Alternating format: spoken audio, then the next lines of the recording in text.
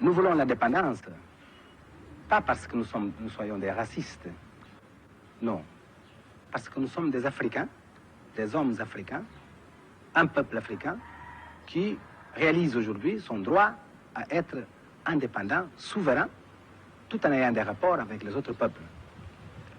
Nous voulons l'indépendance pour faire chez nous tout ce que les autres ont fait chez eux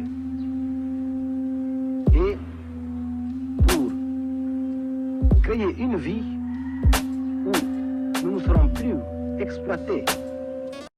De rapatriement et d'une terre de retour. Et cette notion de rapatriement, cette notion de retour, elle ne va cesser de moduler l'imaginaire des Africains et ensuite elle va s'incarner à travers un mouvement qui s'appelle donc le panafricanisme. Alors, Haïti, terre de liberté, Libéria, terre de retour, on est donc dans ce 19e siècle qui pose déjà les fondements de ce qui va être donc un droit asymétrique, c'est-à-dire le droit de migrer, puisque ce droit va être utilisé dans le projet colonial. Donc le droit de migrer appartient dans un premier temps uniquement aux Européens dans le cadre justement de ce projet colonial. Le monde leur appartient, donc ils ont le droit finalement de se déplacer où bon leur semble. Et donc on a ce droit asymétrique dominé par le Nord sur le Sud qui se met déjà en place dès ce 19e siècle. Et ce qui est intéressant, c'est de voir qu'aujourd'hui, ce droit symétrique est en train de se renverser, puisque les peuples du Sud demandent également le droit de migrer vers le Nord. Et du coup, cette modulation du droit de migrer, elle est au fondement de toute la réflexion sur l'universalité du droit et sur l'égalité des différents droits et des différents systèmes juridiques. Elle est extrêmement également importante, puisqu'elle est à la base aussi de toute une architecture de contrôle sur les migrations, sur les déplacements, qui se met en place dès cette époque-là, le 19e siècle. Elle se met notamment en place, par exemple, au niveau de l'Afrique de l'Ouest, lorsque la marine britannique abolit l'esclavage, elle va mettre en place une patrouille de la Royal Navy qui va régulièrement croiser au large des côtes ouest africaines dans l'optique d'arrêter tous les bateaux qui continuaient la traite clandestine et de les ramener au niveau donc, de la Sierra Leone et de Freetown. Donc dès cette époque-là, on a aussi une militarisation des mers et des océans et des côtes africaines dans le but justement de contrôler un certain nombre de mouvements de migration, qu'ils soient clandestins ou officiels. Alors, donc, ensuite l'histoire suit son cours, les abolitions arrivent, la première moitié du XXe siècle. Une première moitié du XXe siècle qui est déjà aussi très intéressante, puisque c'est à cette époque qu'un État comme la France va par exemple mettre en place ses premiers fichiers de suivi donc, des étrangers, notamment dans les années 1920-1930, notamment déjà vis-à-vis des étudiants africains et antillais qui venaient à Paris, également indo-chinois à cette époque-là, donc dans l'idée de contrôler tout ce qui est étranger en France. Et c'est également la période, des années 30, où se met déjà en place un certain nombre de lois qu'on va retrouver plus tard, par exemple dans le CESEDA, donc le code donc, sur l'entrée et le séjour des étrangers et des demandeurs d'asile, notamment dès 1938, le fameux loi-décret qui considère comme un délit le fait d'être en solidarité avec des personnes en situation étrangère. C'est quelque chose qui date de 1938 dans le code pénal français, qui va constamment être présent et de plus en plus attribué finalement aux migrants. Donc la Seconde Guerre mondiale, avec tous les drames que l'on connaît, puis 1948, donc la Déclaration universelle des droits de l'homme, dont l'article 13 explique que toute personne a le droit de circuler librement et de choisir sa résidence à l'intérieur d'un État. Toute personne a le droit de quitter tout pays. Donc c'est une déclaration universelle qui est extrêmement généreuse, qui semble annoncer un monde post-Seconde Guerre mondiale ouvert, où les circulations seront possibles, où les personnes en demande de protection obtiendront cette protection.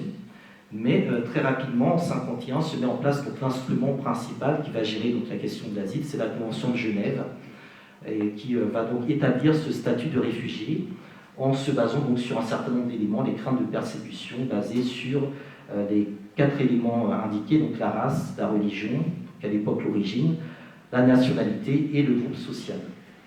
Donc là, on voit déjà une évolution donc, de cette conception de l'asile, qui est extrêmement intéressant pour comprendre un peu par la suite quelle va être la problématique africaine. Dans cette conception déjà qui se met en place à Genève avec la Convention de 51, on voit bien que le droit de recevoir est tout de suite considéré comme supérieur au droit d'être accueilli. Donc on fait déjà passer en avant la notion d'asile sur celle de réfugié. Et donc du coup, on donne le privilège et la faveur aux États de décider qui est en droit d'être accueilli ou de ne pas être accueilli. Donc on instaure déjà un rapport asymétrique dans ces relations entre pays protecteurs et population ou individus en demande donc de protection. Donc on a une pratique de l'asile qui va déjà être différente du droit au refuge. Un point également qui est très important, c'est que toutes les questions économiques, sociales et environnementales, donc dès le départ, dès la base, ne vont pas être considérées comme des causes politiques de migration. Or, précisément, ces motifs économiques, sociaux et environnementaux sont ceux qui vont fonder une grande partie des migrations par rapport au continent africain par la suite. Donc, dès le départ, toute cette notion est évacuée de la définition du statut de réfugié. Un autre point, c'est que dans la manière dont la Convention de Genève restreint finalement donc, le droit d'être protégé, il y a une négation européenne et coloniale donc, du droit universel de migrer qui est manifeste. Alors, c'est une convention qui est signée en 1951. En 1951, l'Afrique est encore sous domination coloniale. Il n'y a qu'un seul État africain qui a signé dès le départ cette convention de Genève. Cet État, c'est l'Égypte, qui était à l'époque souveraine, et donc qui va signer la convention de Genève. Donc là aussi se pose la question des arsenaux juridiques, des lois internationales, du droit international, qui a été fondé avant la naissance des États africains, qui sont confrontés à des problématiques différentes de celles mises en place juste au lendemain de la Seconde Guerre mondiale. Et donc la nécessité, dès le départ, dès les indépendances africaines, de repenser une politique de l'asile, une politique des réfugiés, qui soit en phase avec des problématiques différentes. Alors, cette problématique de l'asile, dans son acceptation politique, elle va être incarnée par quelques pays que j'ai rapidement listés ici. Donc le premier, c'est l'Égypte, qui signe cette convention de Genève en 1951, et qui, dès 1952, donc avec l'arrivée au pouvoir des généraux, notamment le colonel Nasser, va mener en fait une politique d'asile tournée vers le tiers-monde, tournée vers le monde afro-asiatique, et tournée donc vers un projet qui est le projet panarabiste. Donc ce sera déjà une politique d'asile extrêmement engagée, extrêmement militante, et qui va faire très rapidement du Caire l'une des capitales les plus importantes, et aujourd'hui la ville la plus cosmopolite du continent africain. C'est au Caire que vous avez des migrants, des réfugiés de toutes les nationalités du continent africain, et la ville du Caire est, je pense, autant, voire presque autant cosmopolite que New York, Londres ou Paris. C'est également une ville qui va accueillir très rapidement un certain nombre d'institutions continentales et qui va du coup se doter d'une sensibilité sur les problématiques liées aux migrants. Après, il y aura une inflexion à partir des années 70-80, notamment en raison de l'évolution de la question palestinienne, ce qui fait qu'aujourd'hui, la question palestinienne, qui est une question africaine, est liée à un double blocus, un blocus donc, de la part de l'État d'Israël, mais également un blocus de la part de l'Égypte vis-à-vis de la population de Gaza, avec la frontière fermée. Le deuxième État qui va avoir une vraie politique d'asile, politique également, c'est le Ghana, où en 1952, il y a donc Kwame Nkrumah qui accède au pouvoir, qui va très rapidement être en charge donc, de l'administration, et qui, du coup, va commencer à délivrer des passeports et des visas à des personnes qui n'avaient pas la nationalité ou la citoyenneté britannique ou ghanéenne dès cette époque-là. C'est extrêmement intéressant parce que c'est de cette position que beaucoup de personnalités ou de travailleurs africains, américains, caribéens, brésiliens vont commencer à revenir s'installer sur le continent africain et vont travailler notamment au Ghana grâce à cette politique d'asile extrêmement généreuse. Mais là encore, une politique d'asile qui, sur la fin du régime de Kwame Nkrumah, va se durcir, puisqu'il sera l'un des premiers à mener ces mesures d'expulsion vis-à-vis d'une certaine partie de la population qu'il considérait comme étant opposée à ses visions politiques. Donc il y a toujours une capacité à souffler le chaud et le froid dans les premières politiques d'asile qui sont mises en place par les États africains, indépendamment donc des mécanismes qui seront mis en place par la suite. Le troisième pays, c'est la Tanzanie, qui est très intéressant aussi, puisque le pays qui est alors gouverné par Julius Nyerere, en 1964, va accueillir ce qu'on appelle le comité de libération de l'Organisation de l'Unité africaine. En 1963, il y a une grande réunion à Addis Abeba, tous les États africains décident de se mettre ensemble, ils sont une trentaine indépendants à cette époque-là, et parmi leurs objectifs, ils expliquent qu'il est nécessaire de libérer la partie du continent africain, notamment toute l'Afrique australe et les colonies portugaises, qui n'étaient pas indépendantes à cette époque-là. Donc on va instaurer un comité de libération, c'est-à-dire un comité qui va coordonner les différents mouvements de libération, angolais, mozambicains, sud-africains, rhodésiens, etc. Et la capitale de ce comité sera basée donc, à Dar es Salaam, dans la capitale tanzanienne. Et c'est dans cette capitale-là qu'il y aura tous les gouvernements en exil, le gouvernement sud-africain en exil, le gouvernement mozambicain en exil, tous seront basés à Dar es Salaam. Et le fait que tous ces gouvernements soient basés à Dar es Salaam va contraindre la Tanzanie à mettre en place une politique d'asile extrêmement favorable, à régulièrement donner la nationalité à la quasi-totalité des personnes qui la demandent. Et c'est cette politique d'asile qui explique que la Tanzanie est le pays qui, d'une certaine manière, incarne le mieux la diplomatie africaine. C'est un pays qui s'est construit dans un partenariat entre déjà un espace continental Tanganyika et un espace insulaire Zanzibar, qui a fait cette connexion entre le monde africain et le monde arabo-indiano-océanique avec la culture swahili, et qui d'une certaine manière a été en mesure de se poser comme intermédiaire dans bon nombre de médiations. Et c'est pour cela que pour un certain nombre de conflits qui concernent le continent africain, eh bien c'est à Arusha que les réunions ont lieu. C'est également en raison de cet héritage historique par rapport à la question de l'asile que c'est à Arusha qu'il y a par exemple un certain nombre d'institutions, des tribunaux pénaux internationaux qui tentent d'élaborer des éléments de jurisprudence pour permettre de faire en sorte que les conflits qui dégénèrent eh bien, puissent être réglés de manière juste. Donc la Tanzanie est un cas très intéressant qui à mon sens mériterait beaucoup plus de temps. Le dernier cas que je voulais souligner, c'est l'Algérie.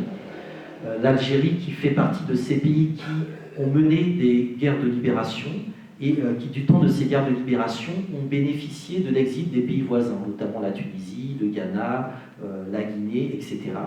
Et qui, une fois devenus indépendants, vont donner la monnaie de la pièce en accueillant eux-mêmes un certain nombre de mouvements d'opposition, de mouvements de libération en exil. Le grand moment sera l'année 69, où il y aura un festival panafricain organisé à Alger, et lors de cette année 69, les autorités algériennes vont donner asile au gouvernement provisoire des Black Panthers qui étaient pourchassés aux États-Unis. Donc l'Algérie est également une pièce très importante dans cette politique d'asile, non pas uniquement par rapport aux relations nord-sud, c'est-à-dire les accords de migration avec la France ou avec l'Europe, mais surtout et beaucoup plus par rapport justement à la gestion donc, des rapports nord-sud à l'intérieur même du continent africain. Alors tous ces éléments-là amènent donc les différents États africains à constater que l'arsenal présent dans la Convention de Genève n'est pas satisfaisant. Donc en 1969, on va mettre en place au niveau de l'OUA une convention spéciale, la Convention de l'OUA sur les réfugiés, qui va reprendre d'une certaine manière l'esprit de la Convention de Genève et qui va également donc, apporter quelques autres éléments, notamment sur la question des conflits internes et ethniques, et également sur l'approche humanitaire en mettant en place la reconnaissance de l'asile prima facie. C'est-à-dire qu'on est dans un contexte où il y a des vagues de migrants qui arrivent, des vagues de réfugiés qui arrivent, et il est très difficile de faire du cas par cas, comme dans le cas de la Convention de Genève. Donc on va reconnaître réfugiés de manière massive un certain nombre de personnes, le temps ensuite d'instruire de manière individuelle toutes les demandes, en sachant que la reconnaissance prima facie vaut déjà protection à toutes ces personnes-là. Donc ça, c'est dès 1969, et je pense qu'il y a un certain nombre de parallèles avec la manière dont aujourd'hui l'Europe se demande comment gérer toute cette masse de migrants qui arrivent, comment le gérer au cas par cas. Et bien là encore, il y aurait certainement beaucoup de choses à regarder dans la manière dont les États africains sont passés par le prima facie pour assurer une protection, le temps d'instruire dans le fond un certain nombre d'éléments pour ensuite accorder cette protection conventionnelle. Donc là, on a aussi dans cette convention de l'OUA des cas particuliers qui ne concernent pas tellement la Convention de Genève. La Convention de Genève se base sur l'idée que le réfugié vient d'un pays étranger. Dans le cas africain, vu que la majorité des migrations et des réfugiés sont à l'intérieur du continent africain, ils sont parfois à l'intérieur d'un même pays, c'est la problématique des déplacés qui est réellement à l'ordre du jour. Et cette problématique des déplacés, elle est extrêmement complexe à gérer d'un point de vue juridique parce que ce sont des personnes qui restent sur le territoire de l'État dans lequel ils ont des craintes, mais qui se réclament néanmoins d'une protection. Donc on va mettre en place un certain nombre de mesures transitoires qui vont aboutir, donc 40 ans après la Convention de l'OUA sur les réfugiés, à une autre convention, qui elle sera plutôt régionale, la Convention de Kampala, qui elle va précisément cibler donc, la protection et l'assistance des personnes déplacées. C'est-à-dire comment faire en sorte que les personnes qui sont déplacées à l'intérieur d'un pays, de leur pays, qui ne peuvent plus se prévaloir de la protection des autorités de leur pays, mais qui y sont toujours, puissent néanmoins obtenir une protection internationale. Donc c'est des expérimentations juridiques qui sont extrêmement sensibles, puisque vous voyez bien que ce sont des mesures qui ont pour conséquence de délégitimer la souveraineté d'un État. Et ce sont des mesures qui sont extrêmement débattues, parce que d'une certaine manière, elles permettent à des puissances internationales, à des multinationales, à des intérêts étrangers, de passer par le prétexte des migrations et des réfugiés pour délégitimer la souveraineté ou l'autorité des États sur un certain nombre sur une certaine partie, une certaine portion de leur territoire. Donc cette question de la qualification juridique des réfugiés et des déplacés, elle est vraiment source de beaucoup de tensions, de beaucoup de conflits, de beaucoup d'efforts juridiques et intellectuels. Alors, cette convention de Kampala est également intéressante parce qu'elle aborde la question des communautés migrantes, c'est-à-dire que sur le continent africain, on a des États qui ont des frontières qui sont pour la plupart du temps artificielles, et ces frontières-là ne correspondent pas nécessairement aux migrations habituelles des populations, notamment, par exemple, tous ceux qui sont dans les Touaregs, tous ceux qui sont dans la transhumance, puisque les notions de transhumance s'appuient tout simplement sur des cycles qui sont des cycles écologiques, donc la saison sèche et la saison des pluies. En fonction de la saison sèche et de la saison des pluies, on a des cycles économiques qui correspondent à des cycles de migration, et ces cycles évoluent en fait avec l'évolution du climat et ne respectent plus du tout les frontières telles qu'elles ont été tracées. Donc cette problématique s'est posée par rapport à ces populations migrantes, et elles restent encore débattues, et elles sont constamment placées sous l'urgence de l'actualité. Ça va être par exemple le cas des Touaregs concernant la région du Nord-Mali, de l'Algérie, la problématique des migrations, de la transhumance entre la Mauritanie et le Sénégal. Bref, toutes ces problématiques-là sont des problématiques d'urgence, mais qui nécessitent à chaque fois de s'appesantir sur les dimensions juridiques que l'on va mettre en place. Tactiques qui sont mises en place et qui du coup sont réfléchies dans le cadre des conventions de protection pour voir dans quelle mesure il est réellement possible de garantir l'intégrité des populations qui ne bénéficient pas de la protection donc de leurs propres autorités. Alors, sur ce laps de temps, 69-49, donc il s'est passé un certain nombre de choses. Donc il y a 4 décennies que j'ai brièvement résumées. Donc la décennie des années 70, qui correspond donc à ces guerres de libération et aux premières crises agricoles, donc de la sécheresse, des famines qui sont liées à un manque de prévision agricole, également à un manque de moyens technologiques pour permettre justement d'ajuster la production agricole aux prévisions météorologiques. Donc tout n'est pas lié au fatalisme, il y a beaucoup d'éléments qui sont liés à l'absence de moyens pour obtenir les outils qui permettent justement donc, de planifier la production agricole. Les années 80 qui correspondent davantage à des exils politiques au niveau du continent africain, donc à l'intérieur du continent africain, et également vers donc l'extérieur du continent africain, en sachant que lorsqu'on parle des réfugiés, il y a un tiers des réfugiés africains sont en dehors du continent africain, mais les 2 tiers sont en Afrique même. et la quasi-totalité sont dans des régions, dans des pays voisins ou limitrophes. Donc ces années 80 sont extrêmement importantes parce que c'est le début de la fuite des cerveaux, donc notamment les intellectuels, et donc c'est la perte de capacité de l'Afrique à concevoir, puisque ce sont les intellectuels et les politiques qui conçoivent les plans de développement, etc. Donc toutes ces personnes-là, toute cette matière grise quitte le continent africain pour des raisons généralement politiques, mais également économiques et scientifiques. Et donc, le contrepoint donc, de cette décennie des années 80, c'est la mise en place des politiques d'ajustement structurel qui vont délégitimer la souveraineté des États et progressivement saper le tissu social pour aboutir donc aux années 90 à la suite de l'exil politique qui est des exils principalement économiques, donc des travailleurs ruraux, urbains, qui vont donc d'une part migrer donc, de la campagne vers les villes, puis progressivement de la ville vers l'extérieur du continent africain. Donc on voit bien qu'il y a une gradation donc, des profils d'exil et de réfugiés qui est liée tout simplement à la manière dont le continent africain est intégré dans le nouvel ordre économique mondial qui se met en place, dans la nouvelle division internationale du travail.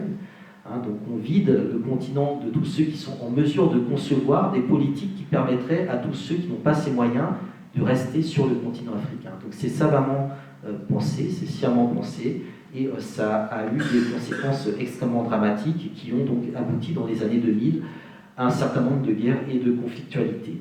En même temps que ces profils correspondent à des décennies, il y a bien évidemment de l'autre côté des réponses. Les années 90 qui correspondent à l'exil économique, principalement donc vers l'Europe, correspondent au moment où l'Europe se met à Schengen. Donc on va commencer à penser la fermeture des frontières.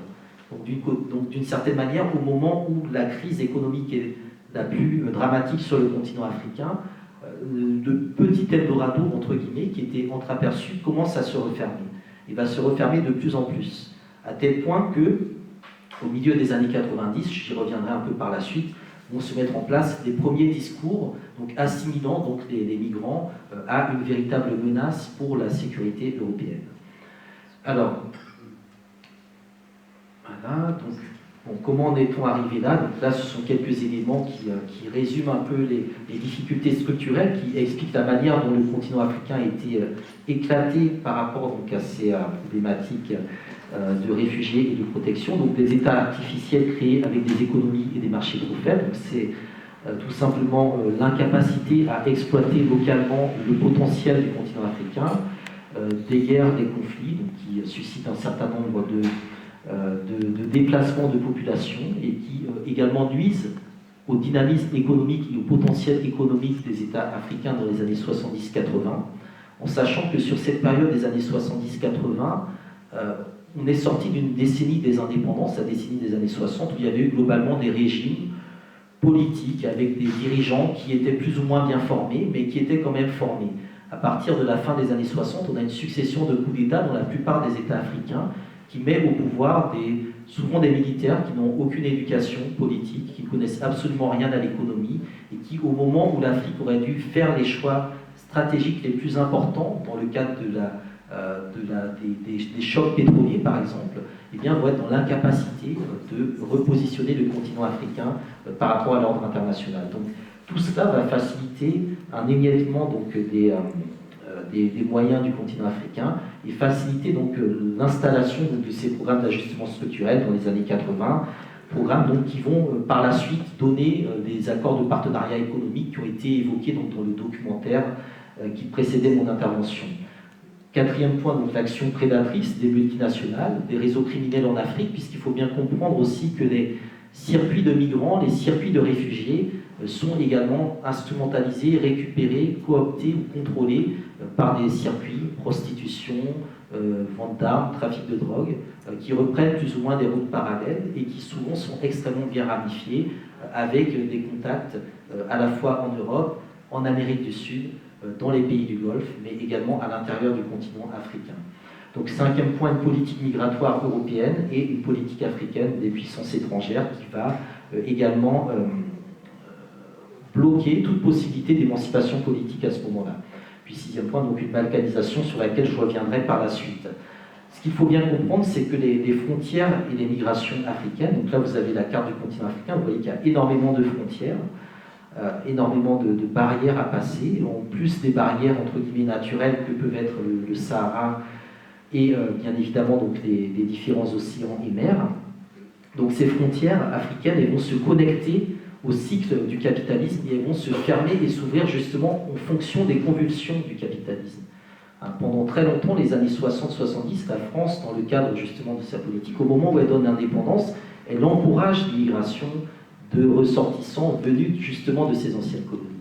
Le cas le plus dramatique, c'est bien évidemment au niveau de Mayotte et Comores, puisque lorsque le référendum est fait, lorsqu'on brise donc l'unité au niveau des Comores, la France met en place une politique pour faire en sorte qu'un maximum de Comoriens viennent immigrer en France. Et ça, c'était dans un but stratégique et politique d'affaiblir les mouvements nationalistes comoriens. Donc il y a à chaque fois des instrumentalisations de ces politiques d'asile qui sont liées à des intérêts qui sont économiques, géopolitiques, géostratégiques. Il y a également, donc, bon, je l'ai rappelé, donc, un échec des politiques publiques et de développement qui entraîne donc un chômage extrêmement important sur le continent africain. Alors là, ce sont d'autres éléments structurels qui sont extrêmement importants à avoir à l'esprit, donc la problématique de l'accaparement des terres, puisque la question des terres est une question centrale. Lorsque la colonisation se met en place à la fin du XIXe siècle, elle s'accompagne bien évidemment des banquiers. Les banquiers s'étaient déjà installés sur place. Lorsque la France abolit l'esclavage en 1848, elle dédommage les propriétaires. Et elle les dédommage à partir d'un fonds qui vient de prélèvements sur la valeur des esclaves qui avaient été déclarés au Sénégal et dans toutes les colonies d'Afrique et de la Caraïbe. Et dans le cas africain, une fois que l'on les dédommage, pour les dédommager, on va créer par décret une banque qui va s'appeler la Banque du Sénégal, qui sera créée en 1853 et qui va en fait assurer toute la structure monétaire de la domination coloniale. Et au moment où la conquête devient de plus en plus institutionnalisée, donc vers 1900, ces banques-là vont jouer sur le chantage du crédit en refusant tout simplement de donner des crédits aux agriculteurs africains. Et la seule possibilité d'avoir un crédit, c'était souvent de mettre les terres en hypothèque. Et donc l'accaparement des terres, il débute aussi par la manière dont les banques se sont installées sur le continent africain à cette époque-là. Ce n'est pas quelque chose qui arrivait avec les Chinois il y a 10-15 ans, c'est vraiment dans la manière dont le système bancaire va imposer un système de crédit qui contraint progressivement tous les agriculteurs en manque de financement à se délester de leurs terres. Donc l'accaparement des terres, c'est une longue histoire tout au long du XXe siècle. L'évasion des capitaux, donc toujours ce système bancaire donc, qui contrôle la terre au fur et à mesure, qui asphyxie les possibilités de crédit des travailleurs africains et qui, par le biais donc, du transfert monétaire, donc on va vider l'Afrique des monnaies africaines, notamment le kouri, et on va progressivement diffuser la monnaie coloniale qui deviendra ensuite le franc CFA. Franc CFA qui permet donc cette évasion fiscale donc, vers différents endroits, dont les caisses très bien protégées du Trésor français. Alors, en même temps donc, que ces problématiques sont mises en place, il y a un point également très important, c'est la relation asymétrique entre l'Afrique et l'Europe, une relation qui est assez hypocrite parce que généralement on parle de partenariat, mais en réalité c'est réellement un rapport de domination total et complet, notamment sur cette question des politiques migratoires. Alors, bon, ça a été institutionnalisé donc en 2008 avec le traité de Lisbonne. Parmi ces nombreux traités qui ont été, je pense, rejetés de manière populaire, mais adoptés de manière parlementaire, donc qui prévoit donc une politique commune d'immigration 2008, mais il faut bien comprendre que ce travail de réflexion, ce travail idéologique dans la relation concernant la migration entre l'Europe et l'Afrique, il faudrait plutôt la situer dans le milieu des années 90, à partir de 2-3 pays qui sont, à mon sens, essentiels pour comprendre la problématique. Il y a 3 pays en Europe qui ont une politique de co-développement, c'est-à-dire ces politiques où on essaie en fait de gérer la question des migrants à la base, des réfugiés à la base. C'est l'Espagne, la France et l'Italie. Et ces 3 pays-là sont essentiels. Il faut bien comprendre la manière dont ils se situent dans le discours idéologique et surtout la manière dont une partie de leur classe politique va construire dans les années 90 un discours assez particulier. Le premier pays qui va rentrer dans ce cadre-là, c'est l'Espagne. Pourquoi l'Espagne? Parce que déjà l'Espagne possède est toujours présente sur le territoire africain, c'est les fameuses enclaves de Ceuta et Melilla. C'est également les îles Canaries, donc c'est des espaces qui sont un peu comme Mayotte, géographiquement, les îles éparses géographiquement africains, mais régis par un droit européen. Ce qui pose un certain nombre de problématiques et ce qui pose également des crispations particulières. Donc entre 1996 et 2004, l'Espagne, ça avait déjà été le cas avec le gouvernement précédent de Felipe González, donc l'Espagne de José María Aznar va être le premier pays, en tout cas la première droite européenne, puisque c'est un discours de droite européenne qui va se propager par la suite, à réellement donc criminaliser la question des migrants, à travers un certain nombre de lois, à travers un certain nombre de reportages au niveau de la télévision espagnole, et à travers également un certain nombre de postures qui vont être ensuite renforcées par l'actualité internationale et par des discours idéologiques. Discours idéologique en 1998 avec la publication d'un livre de Samuel Huntington, Le choc des civilisations, qui explique très clairement qu'il est très important que l'Europe domine la civilisation islamique et la civilisation chinoise, donc Mahomet et Confucius, avec également des références donc, très précises à l'Afrique du Nord et donc à la question des réfugiés, des mouvements migratoires, des mouvements de population, des mouvements de masse continentale, 98, 2001, donc bien évidemment le 11 septembre 2001, où là, encore une fois, la question des migrations, des déplacements, notamment du sud vers le nord, va être totalement criminalisée, et l'Espagne sera le pays le plus engagé, justement, dans ce discours-là. L'Espagne fera la guerre en Irak, donc l'Espagne de José María Aznar, et donc par la suite, lorsque l'Espagne sera confrontée à ces problématiques-là, elle sera également le premier pays à demander à ce qu'on impose des sanctions économiques aux pays d'origine des migrants. C'est-à-dire qu'on a des migrants africains qui fuient leur pays pour des raisons parfois économiques, qui tentent de venir en Europe, en Espagne, et la réponse de l'Espagne, en fait, c'est d'imposer des sanctions économiques que ces migrants-là fuient. Donc c'est quelque chose qui montre à quel point la réflexion européenne sur l'asile est totalement aveugle et pâtit en fait du regard africain sur un certain nombre de réalités. L'Espagne, donc en 2004, va connaître donc, les fameux attentats de la gare d'Atocha que le Premier ministre Aznar tentera de faire attribuer à l'ETA, ce qui ne l'empêchera pas donc, de perdre les élections, et la gauche donc, de Zapatero va arriver au pouvoir. Donc la gauche, on estime toujours que ça va être un peu plus doux, sauf que très rapidement, c'est le roi Juan Carlos en personne, qui n'est pas connu pour être particulièrement de gauche, qui va prendre son téléphone et qui va appeler à de multiples reprises, jusqu'à 3-4 fois par journée, le roi du Maroc, Mohamed VI, en lui expliquant qu'il est très important et urgent que le Maroc adopte une politique migratoire stricte vis-à-vis des migrants subsahariens. Donc on rentre déjà dans ce processus où on va externaliser en fait la question des migrants, et on va introduire sur le continent africain une division entre arabes et africains, entre subsahariens et au nord du Sahara, extrêmement problématique, qui va aboutir à de nombreux drames.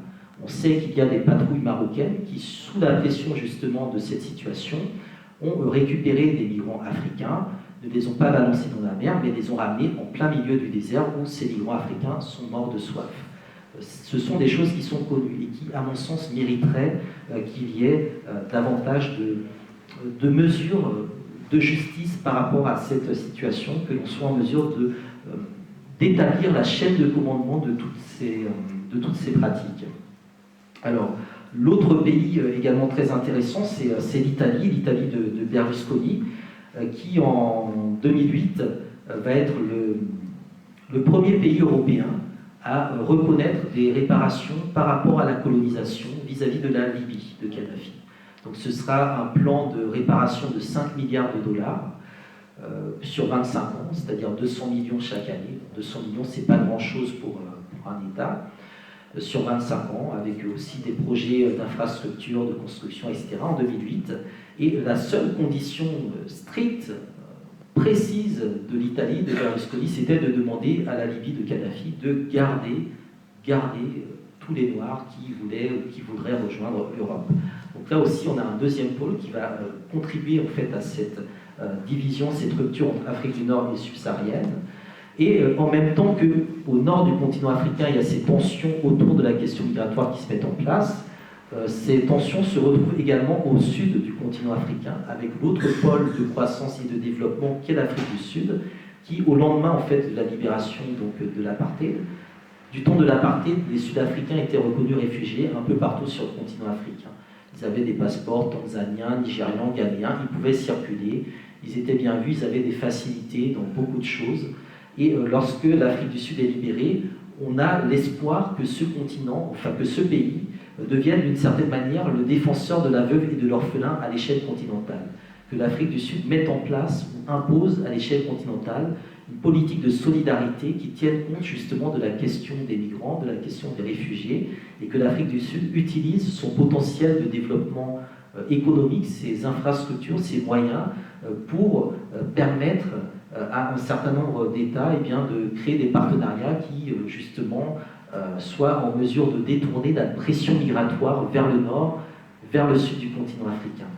Sauf que vers cette période-là, 2008-2009, l'Afrique du Sud est en crise politique, Thabo Mbeki est destitué, Jacob Zuma va être élu peu après, et l'Afrique du Sud va tomber dans une vision assez xénophobe de sa place sur le continent africain, et pour des raisons encore une fois liées à la question du marché du travail, va commencer à expulser massivement, notamment des Congolais, mais également des Mozambicains et des ressortissants d'autres parties du continent africain.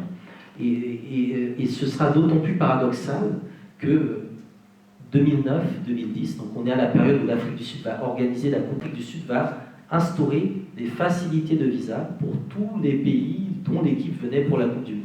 Et ça va être extrêmement mal perçu par une grande partie de l'opinion publique africaine, qui a vu en fait dans cette pratique sud-africaine une véritable trahison de cet État pour lequel l'ensemble du continent africain et la diaspora africaine a consacré beaucoup d'efforts.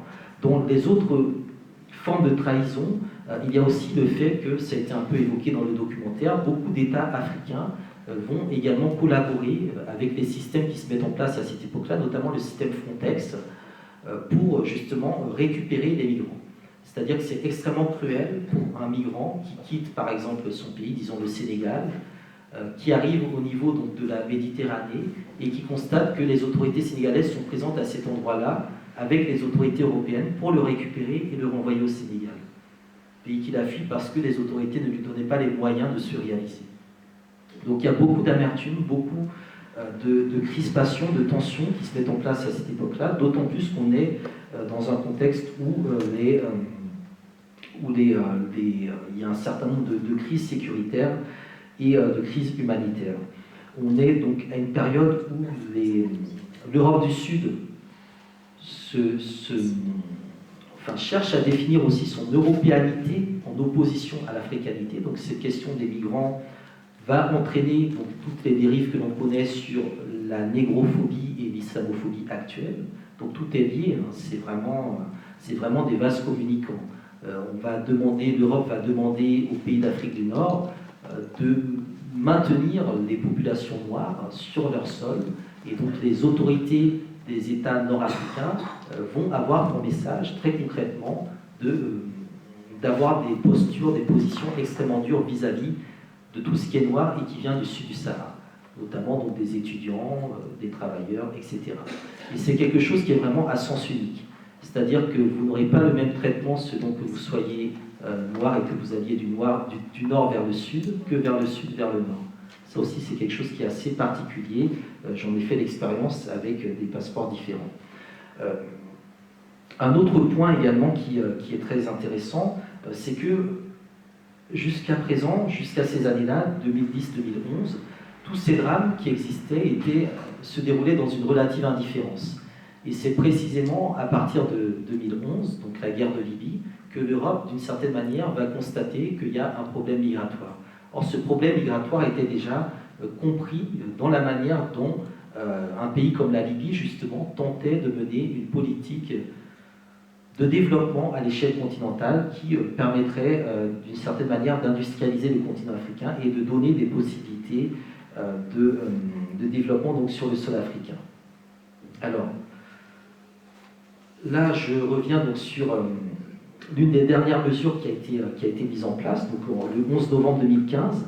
Donc entre 2011 et 2015, il y a beaucoup de rencontres, beaucoup de conférences qui sont organisées. L'Europe s'interroge, l'Afrique est totalement silencieuse, l'Union africaine ne fait aucune communication par rapport aux naufrages, par exemple, qui ont lieu régulièrement à Lampedusa. Les États africains rejettent la responsabilité sur je ne sais qui, en tout cas ils se défaussent totalement de toute responsabilité. Et donc le 11 novembre 2015, on décide d'organiser un sommet Europe-Afrique à Malte. Et il est sorti donc de ce sommet Europe-Afrique sur l'immigration, l'idée donc de mettre en place une sorte de Bretton Woods de l'immigration. Et la seule proposition entre guillemets concrète qui en est sortie de la part de l'Europe, c'était de promettre de verser 1,8 milliard de dollars au continent africain. Alors ce sont souvent des annonces qui en fait ne riment à rien, parce qu'elles ne sont pas du tout connectées et elles ne tiennent absolument pas compte de la situation des sociétés africaines et également de l'état des lieux et des aspirations des populations africaines dans une période, des années 2008, 2009, 2010 jusqu'à 2015, où les flux sont également en train de se diversifier. C'est-à-dire que l'Europe n'est plus du tout, depuis un moment, le point d'entrée massif des migrants ou réfugiés africains. Quand je dis massif, il faut là encore nuancer. Si on prend le cas de l'Espagne, le nombre de migrants africains en Espagne chaque année est à peu près 20 fois à 30 fois inférieur au nombre de migrants latino-américains, donc d'Amérique du Sud, qui viennent en Espagne pour chercher exactement la même chose que les migrants africains subsahariens. Donc là, on voit bien les connexions entre le racisme et la manière dont les questions migratoires sont gérées de manière différente. Donc il y a une ouverture vers d'autres espaces, il y a de plus en plus de flux qui vont vers les pays du Golfe et vers le monde arabe, des flux liés tout simplement donc, à des questions économiques, c'est-à-dire que dans le monde arabe et dans les pays du Golfe, il y a un boom économique qui nécessite une main-d'œuvre, donc on prend soit des Africains, soit des Indonésiens, des Philippins. Un autre axe qui est très peu connu mais qui est extrêmement intéressant et qui se développe de plus en plus, c'est vers l'Amérique du Sud, puisque à partir d'un certain point, le Brésil est beaucoup plus proche de l'Afrique que l'Europe. Et on a pas mal de migrants bissau-guinéens, sénégalais, gambiens, capverdiens, même camerounais et même sud-africains qui demandent l'asile au Brésil, en Guyane française, en Guadeloupe, etc. Donc là aussi, c'est, je pense, très important de voir que ce paysage, il n'est pas monocentré sur l'Europe, il n'est pas monocentrique. Bon, là j'ai évoqué également quelques points, la question des travailleurs immigrants, le mythe de l'Eldorado aussi qui me semble extrêmement intéressant et qui est lié là aussi, je pense, à des rapports nord-sud dont l'envers du décor est la question touristique. C'est-à-dire que d'un côté, il y a des migrants africains qui ont une certaine vision de l'Europe, que ce soit la vision médiatique par la télévision ou autre, ou par ceux qui reviennent de l'Europe. Et en même temps, il y a la vision locale que peuvent donner les touristes européens de ce qu'est l'Europe lorsqu'ils sont en Afrique.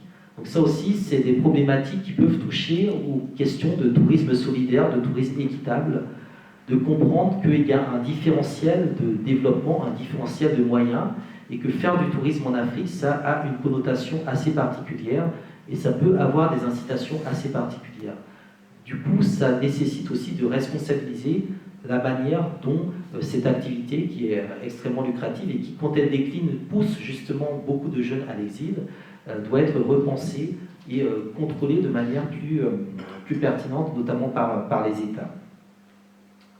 Alors, là, bon, c'est un extrait du rapport de l'Assemblée nationale de juillet 2014, qui en fait concerne quelque chose de différent, c'est l'évolution du dispositif militaire en Afrique sur le suivi des opérations en cours.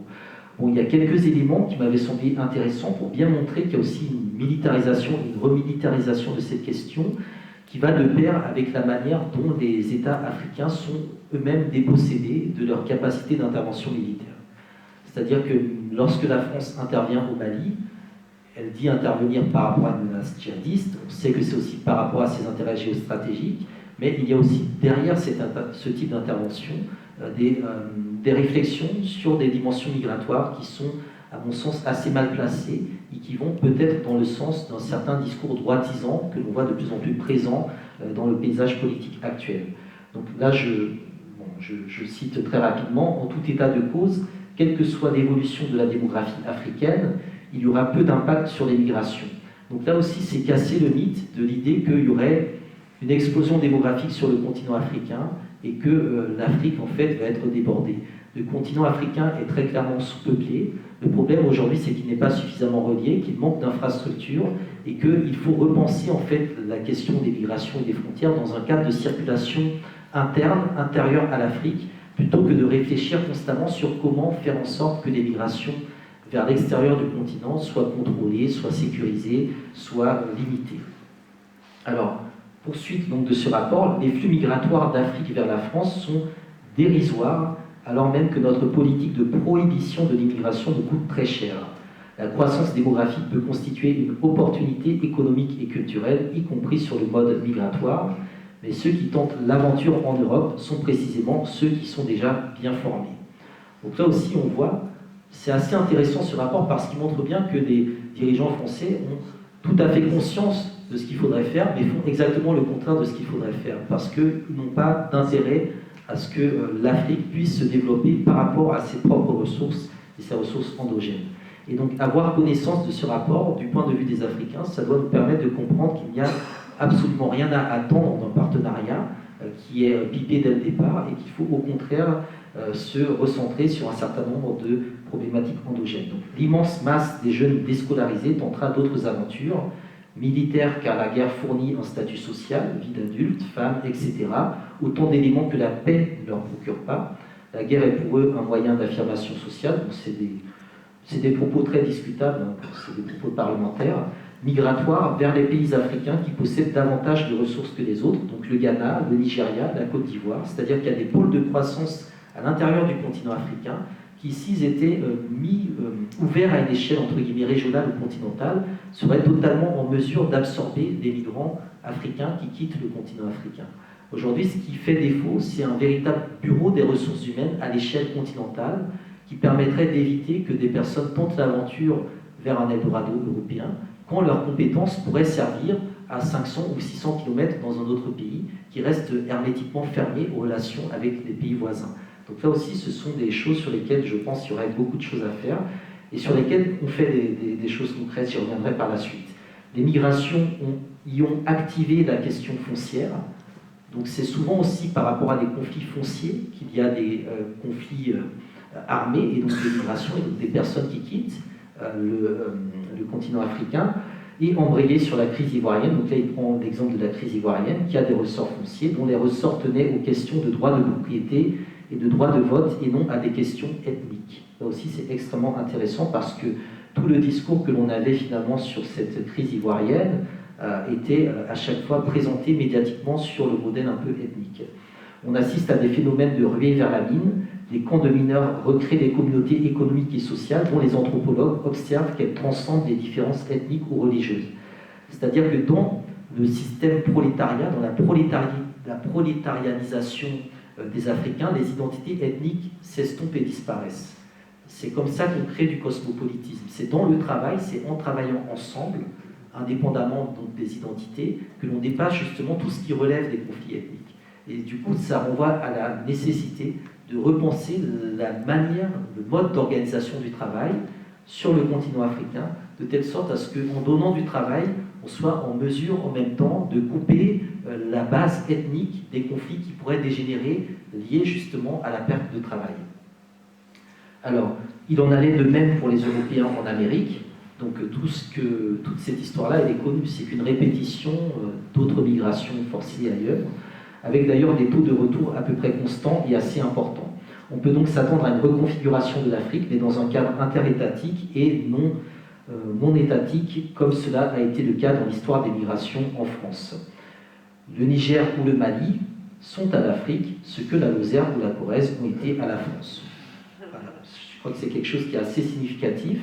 en sachant que, par exemple, un pays comme le Burkina Faso, la colonie de la Haute-Volta avait été créée par la France pour justement asseoir en fait un statut juridique qui empêcherait à cette époque-là, dans les années 1910, les habitants de ce territoire qu'on appelle aujourd'hui Burkina Faso, d'avoir des relations économiques avec des habitants d'un territoire qu'on appelle aujourd'hui le Ghana, qui lui était une colonie britannique.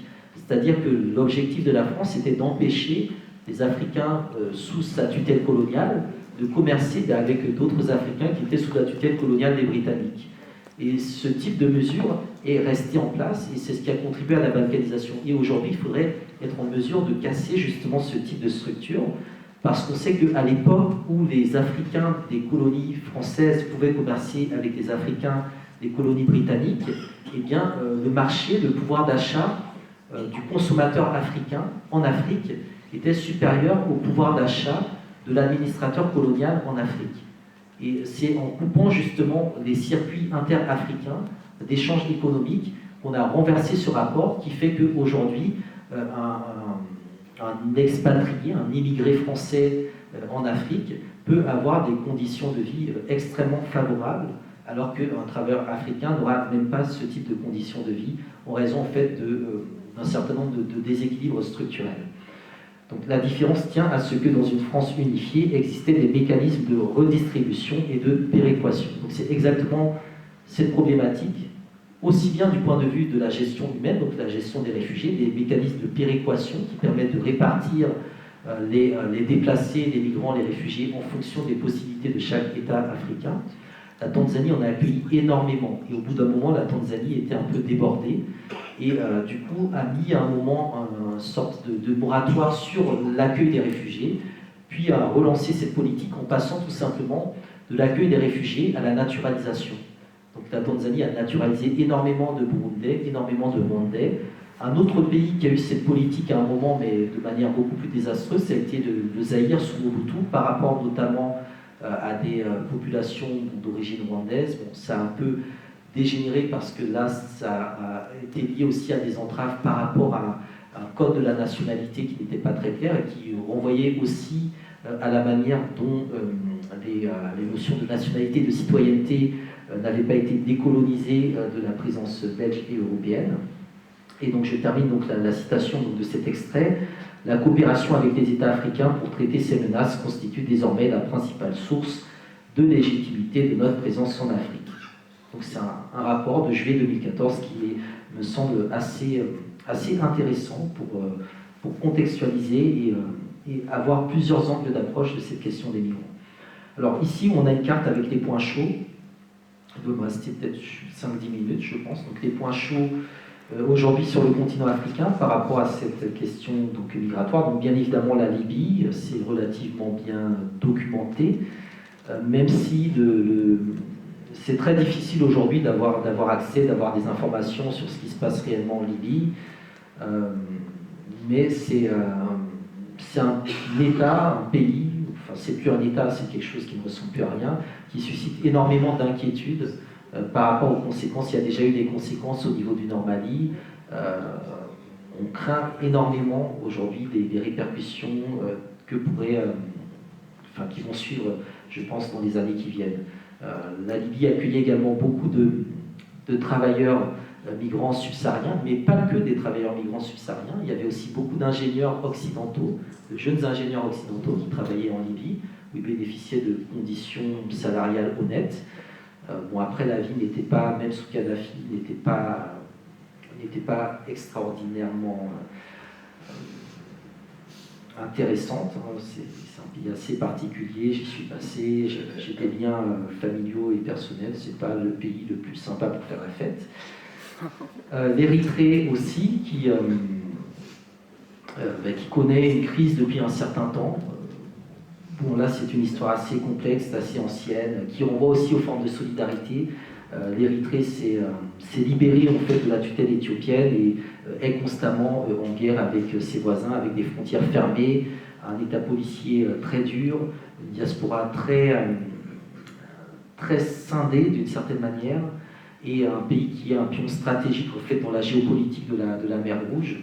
puisqu'il est à la fois courtisé, mais pas davantage viable. Le Soudan du Sud qui est empêtré dans un certain nombre de conflits qui créent davantage de réfugiés, on pourra peut-être y revenir par la suite. La Somalie également, qui elle aussi est éclatée, c'est-à-dire qu'on a pas mal d'États qui en soi existent, la Libye, mais la Libye est en train d'éclater en trois avec la Cyrénaïque, la Tripolitaine et le Fezzan. L'Érythrée est un bout d'État éclaté de l'Éthiopie.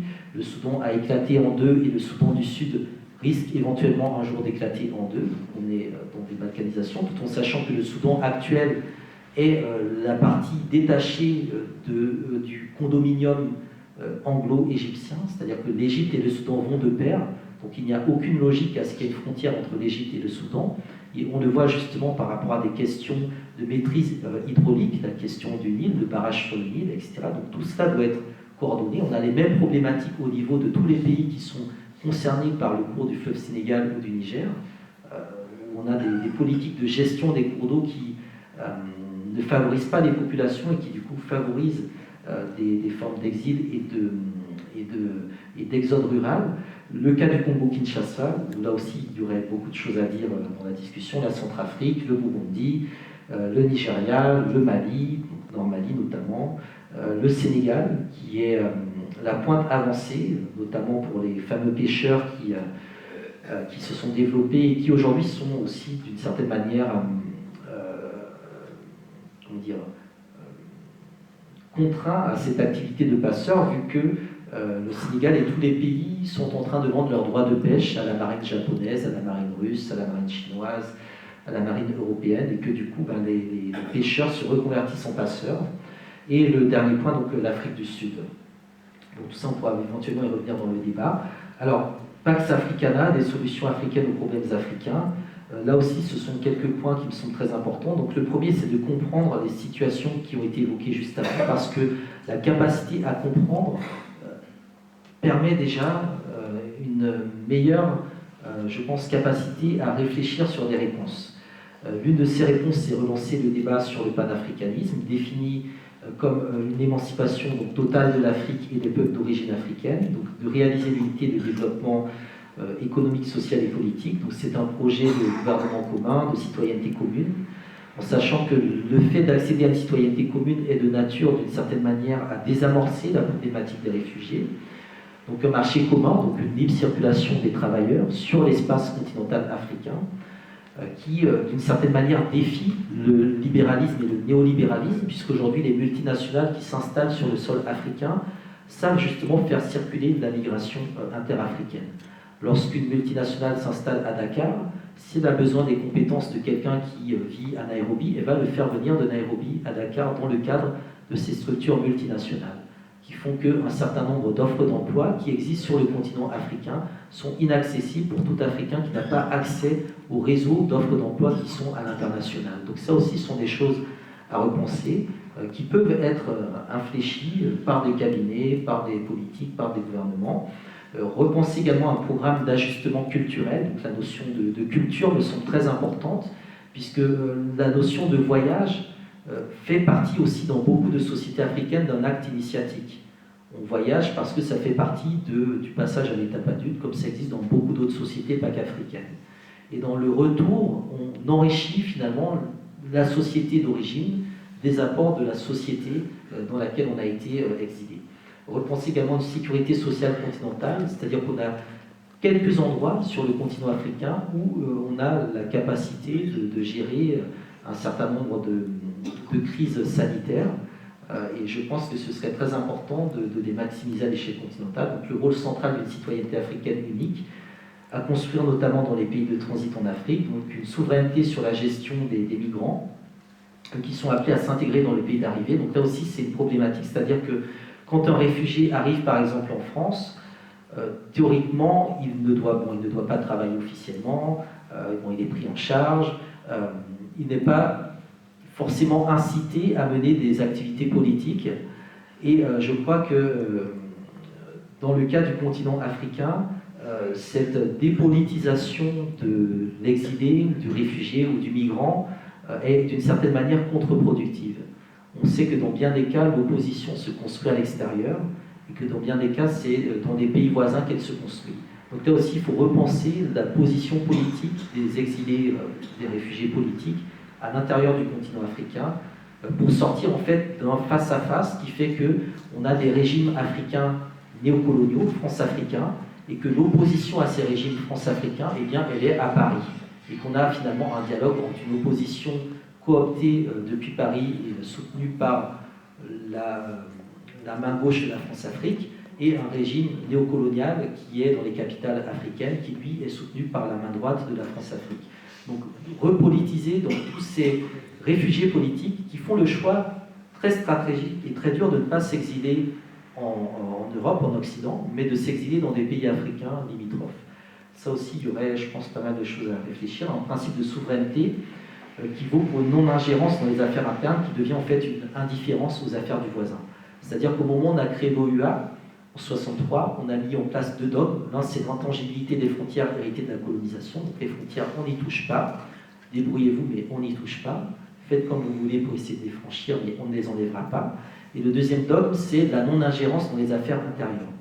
Donc toutes ces choses-là, aujourd'hui, sont totalement dépassées, d'autant plus que la non-ingérence dans les affaires intérieures, de la part d'un État africain, permet au contraire à la communauté internationale, par le mécanisme que j'évoquais tout à l'heure, c'est-à-dire la Convention de Kampala qui demande à l'État africain de gérer la situation des déplacés qui sont sur son territoire, et si cet État africain n'a pas les moyens de le faire, la communauté internationale est en droit de se substituer pour venir sur le territoire de cet État africain qui n'a pas les moyens de gérer sa population déplacée, et donc de finalement délégitimer cet État-là. Et c'est comme ça qu'on instaure de manière très fine des tutelles juridiques, des tutelles onusiennes, qui sont sans queue ni tête, qui durent depuis 55 ans et qui font de l'Afrique un continent où le nombre de réfugiés, de déplacés, de conflits ne cesse d'augmenter au fur et à mesure que les populations et les régimes sont placés sous tutelle. Donc c'est extrêmement fin, c'est extrêmement stratégique et je pense que c'est quelque chose qui doit réellement être connu. Alors, j'évoquais également le cas d'étudier scrupuleusement donc des cas d'études, le cas de la Tanzanie, le cas du Ghana, le cas de la Côte d'Ivoire aussi, qui a été un pôle de convergence de toute la population ouest-africaine, notamment burkinabé. Le peuple burkinabé est un peuple digne, un peuple travailleur, c'est un peuple qui a développé la quasi-totalité de l'Afrique de l'Ouest, en tout cas de ce qui a pu être développé à l'échelle de cette partie du continent africain. Et c'est un peuple qui a une position stratégique, et lorsque Bolloré tient à ce que son chemin de fer passe par le Burkina Faso, c'est parce qu'il a dans la tête des vieux mécanismes datant justement de cette époque où la France ne voulait pas que le Burkina Faso commerce avec des pays sous tutelle britannique ou anciennement puissance coloniale britannique comme le Ghana. Et dans cet ensemble, il y a bien évidemment un contrôle du déplacement des travailleurs, un contrôle du déplacement des réfugiés, sachant que les notions sont très proches. Lorsqu'on parle de réfugiés politiques, comme je l'évoquais tout à l'heure, en quoi la pauvreté ne serait pas un motif politique? La pauvreté est facteur de mortalité sur le continent africain et pas que sur le continent africain. Et tout ce qui est facteur de mortalité et qui n'est pas résolu par un État, une entité politique, c'est un motif, à mon sens, de demande d'asile ou d'exil politique. Il y a également donc, quelques points donc, que je voulais souligner donc, pour terminer, donc j'en ai encore pour quelques instants, c'est la manière dont le discours aussi médiatique se construit.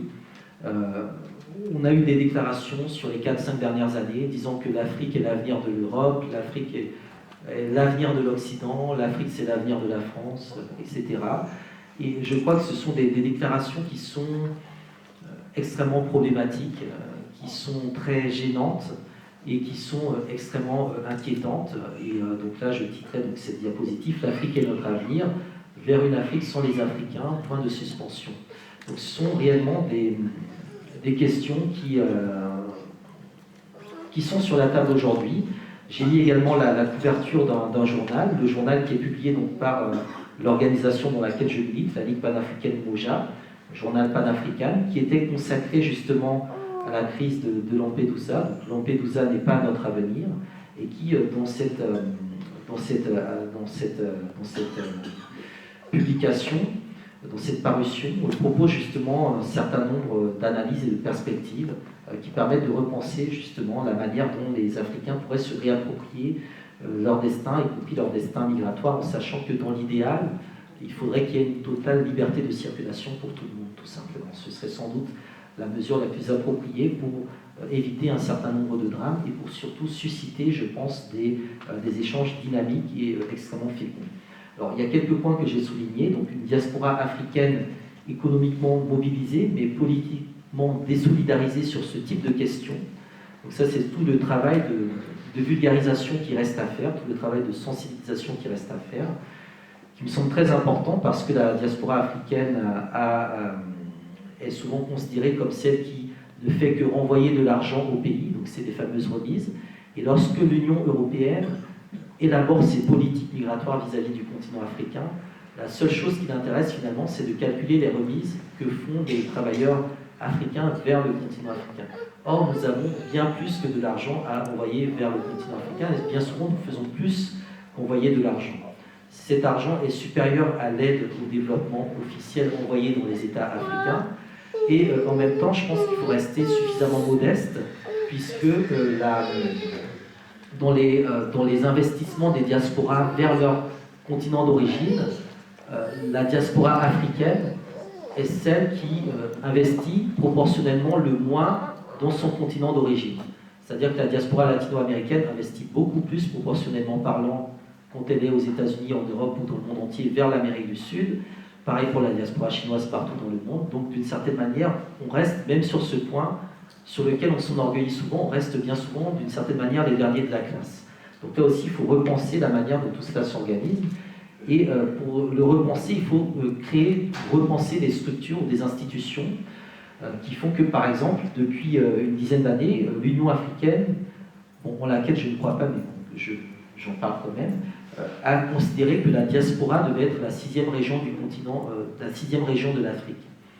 Sauf que le problème que nous avons en diaspora, c'est que nous n'avons pas d'entité juridique, c'est-à-dire que nous ne sommes pas habilités à être représentatifs de quoi que ce soit. Et donc du coup, nous ne pouvons pas peser ni être présents dans les discussions officielles qui concernent justement ces mouvements migratoires. Donc ça aussi, c'est toute une réflexion sur le type de structure à mettre en place, sur la manière dont on doit peut-être amener des dirigeants ou quelques États africains à repenser le rôle des ambassades africaines en Europe, ambassades africaines qui, à mon sens, devraient être les premières concernées par la solidarité, l'hospitalité et la charité envers les migrants qui arrivent au sud de la Méditerranée. Je pense qu'ils devraient être davantage présentes. Un autre point, un autre exemple très intéressant, ce sont des exemples dans le passé, l'UNIA de Marcus Garvey, une organisation très structurée et très intéressante, l'organisation de l'unité afro-américaine de Malcolm X, qui également avait des réflexions sur la manière dont la diaspora pouvait s'organiser en solidarité avec le continent africain.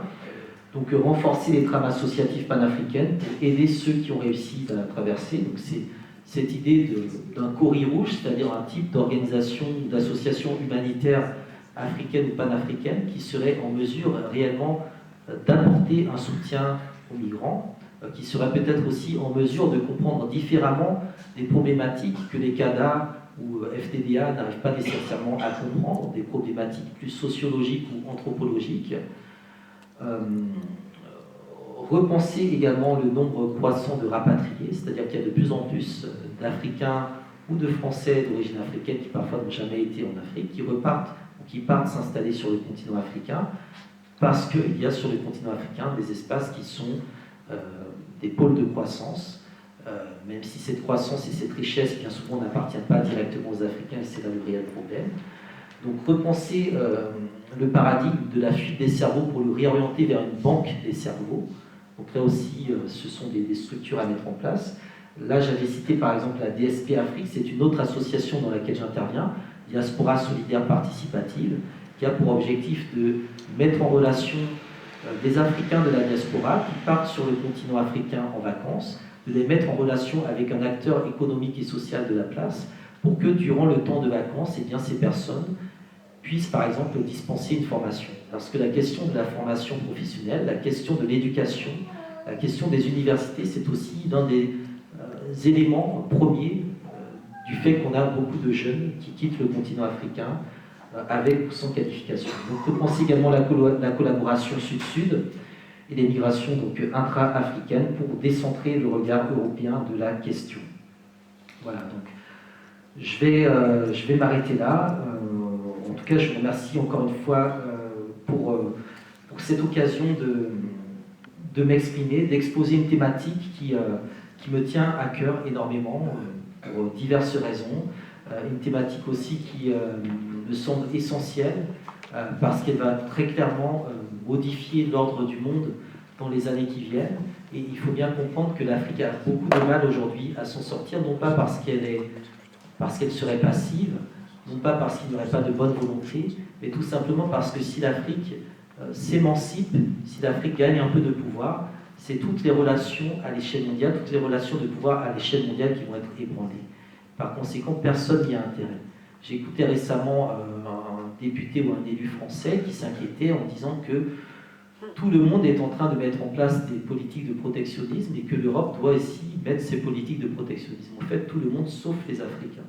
L'Afrique, c'est le seul continent qui continue à s'ouvrir de manière totalement suicidaire et qui, à mon sens, doit réellement repenser son assise à la fois continentale, mais nous voulons l'indépendance, à l'échelle pas mondiale, parce que nous sommes des racistes, a très largement contribué à travers parce que nous sommes des Africains, des hommes africains, du monde un peuple africain dans lequel qui réalise aujourd'hui son droit à être indépendant, souverain, tout en ayant des rapports avec les autres peuples.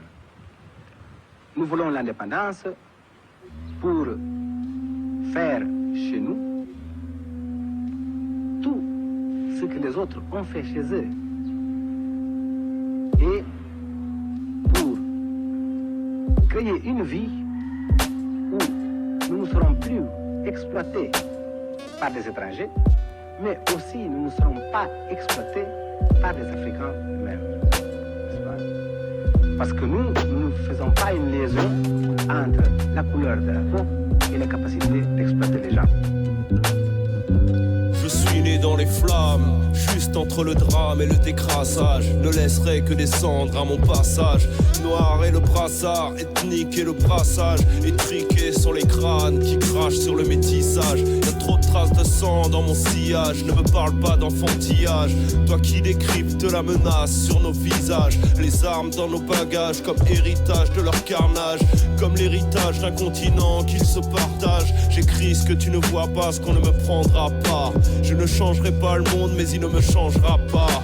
Les rappeurs te parlent de quotas, suivent comme des moutons. Ils ont le pif à Bogota et les deux pieds dans un champ de coton. Et si je hausse le ton pour que Mariade me tente ses jolis tétons, au rescapé du béton, au rescapé de l'histoire, quand noir égale primate, torture et noyade, l'actu plutôt braqué sur le gros cul de Ramayad. Dans cette guerre déclarée au Kémit, le pouvoir est au bout de nos actes. Cette bataille qu'on nous livre sans merci, la victoire dépendra de nos armes. Préviens les barbouzes, ma bravoure n'a pas pris le rythme des tyrans. Les volcans vont bientôt vomir et l'homme vince un défi à leurs statistiques. Toujours à l'aise comme un poison dans l'eau. Et si pour la baisser des primes d'un allant, les cigons me rasent au blé ou là. Le soleil se couche, il a l'aise, être en prison, esclave dans les entrailles de la bête. Un serpent qui avale ses propres gosses par la tête. Je suis dans leur crâne telle une tumeur qui se propage comme la rumeur. Un fantôme qui respire, assassine-moi si tu peux. Que les mouches se tiennent à l'écart, nos plaines ne sont pas mortes. Elles chantent, elles dansent, elles fument toujours. Each one, quand l'odé, allô, dites-moi, Missogbea. Livrons aux flammes leurs senzala.